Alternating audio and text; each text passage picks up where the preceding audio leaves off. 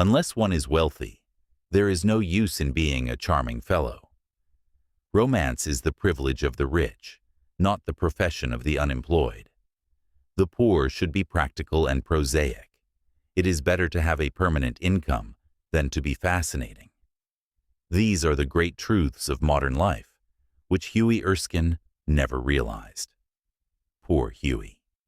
Intellectually, we must admit, he was not of much importance. He never said a brilliant or even an ill-natured thing in his life. But then, he was wonderfully good-looking, with his crisp brown hair, his clear-cut profile, and his gray eyes. He was as popular with men as he was with women, and he had every accomplishment, except that of making money. His father had bequeathed him his cavalry sword and a history of the Peninsular War in 15 volumes. Huey hung the first over his looking-glass, put the second on a shelf between Ruff's Guide and Bailey's Magazine, and lived on $200 a year that an old aunt allowed him. He had tried everything. He had gone on the stock exchange for 6 months. But what was a butterfly to do among bulls and bears? He had been a tea merchant for a little longer, but had soon tired of Pekoe and Souchong. Then he had tried selling dry sherry. That did not answer. The sherry was a little too dry. Ultimately, he became nothing, a delightful, ineffectual young man with a perfect profile and no profession. To make matters worse, he was in love. The girl he loved was Laura Merton, the daughter of a retired colonel who had lost his temper and his digestion in India, and had never found either of them again. Laura adored him, and he was ready to kiss her shoestrings. They were the handsomest couple in London, and had not a penny piece between them. The colonel was very fond of Huey, but would not hear of any engagement. "Come to me, my boy, when you have got 10,000 pounds of your own, and we will see about it," he used to say. And Huey looked very glum on those days, and had to go to Laura for consolation. One morning, as he was on his way to Holland Park, where the Mertons lived, he dropped in to see a great friend of his, Alan Trevor. Trevor was a painter. Indeed, few people escape that nowadays. But he was also an artist, and artists are rather rare.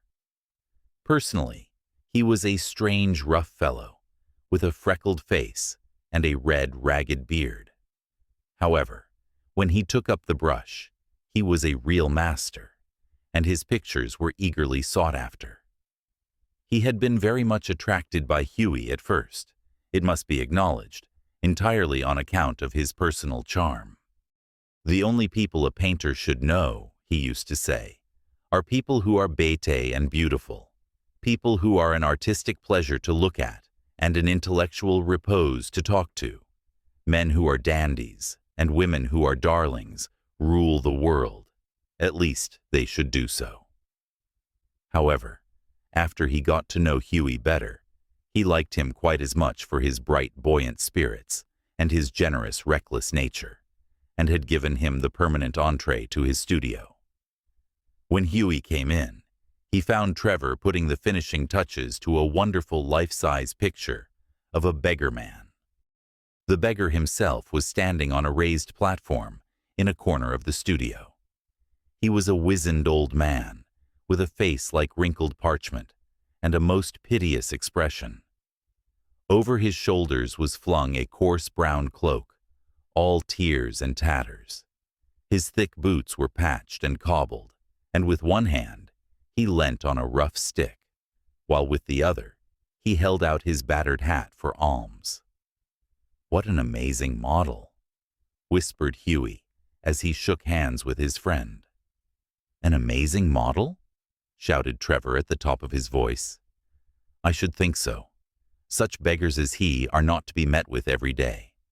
A trouvaille more cher, a living Velasquez. My stars, what an etching Rembrandt would have made of him."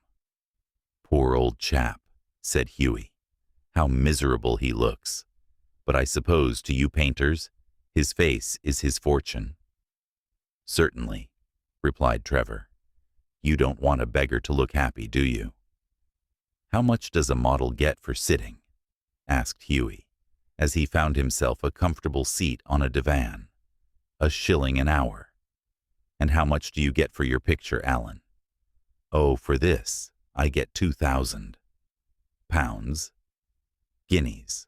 Painters, poets, and physicians always get guineas. Well, I think the models should have a percentage, cried Hughie, laughing. They work quite as hard as you do. Nonsense, nonsense.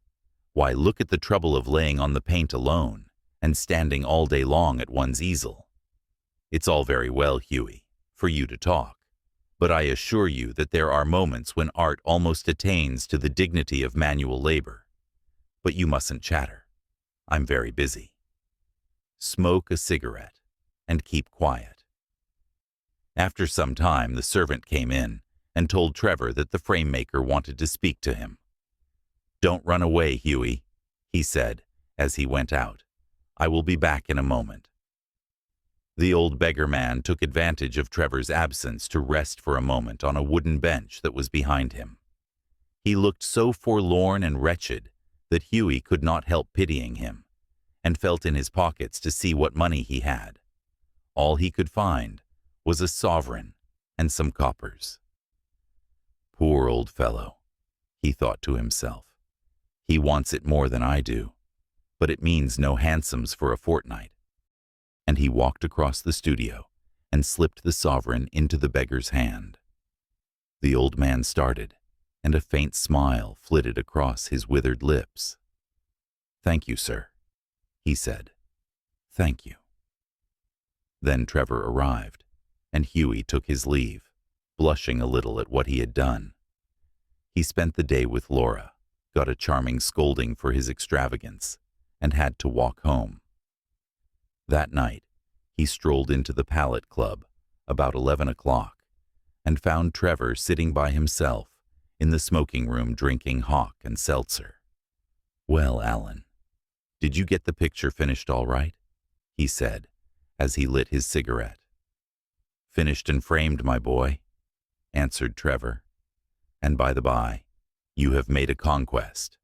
That old model you saw is quite devoted to you. I had to tell him all about you.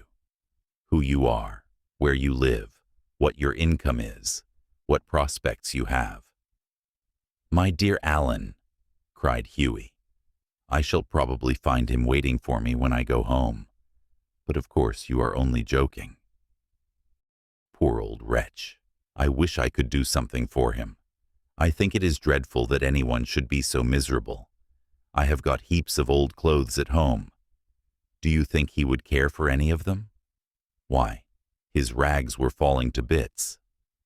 But he looks splendid in them, said Trevor. I wouldn't paint him in a frock coat for anything. What you call rags, I call romance.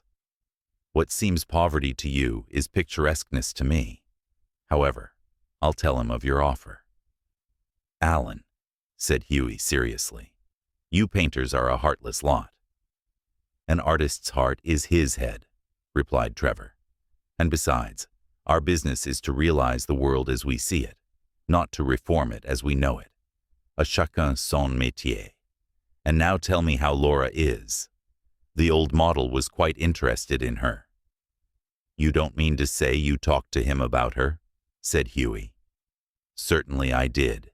He knows all about the relentless colonel, the lovely Laura, and the 10,000 pounds. You told that old beggar all my private affairs? Cried Hughie, looking very red and angry. My dear boy, said Trevor, smiling, that old beggar, as you call him, is one of the richest men in Europe. He could buy all London tomorrow without overdrawing his account.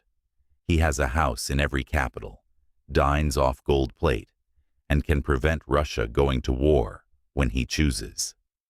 What on earth do you mean? Exclaimed Hughie.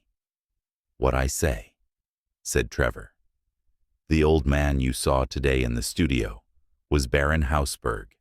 He is a great friend of mine, buys all my pictures and that sort of thing, and gave me a commission a month ago to paint him as a beggar. Que voulez-vous? La Fantaisie d'un Millionnaire, and I must say he made a magnificent figure in his rags. Or perhaps I should say, in my rags. They are an old suit I got in Spain." "Baron Hausberg!" cried Hughie. "Good heavens, I gave him a sovereign." And he sank into an armchair, the picture of dismay. "Gave him a sovereign!" shouted Trevor, and he burst into a roar of laughter. "My dear boy, you'll never see it again. Son affaire, c'est l'argent des autres." "I think you might have told me, Alan," said Hughie sulkily, "and not have let me make such a fool of myself." "Well, to begin with, Hughie," said Trevor, "it never entered my mind that you went about distributing alms in that reckless way. I can understand you're kissing a pretty model, but you're giving a sovereign to an ugly one. By Jove, no. Besides, the fact is that I really was not at home today to anyone.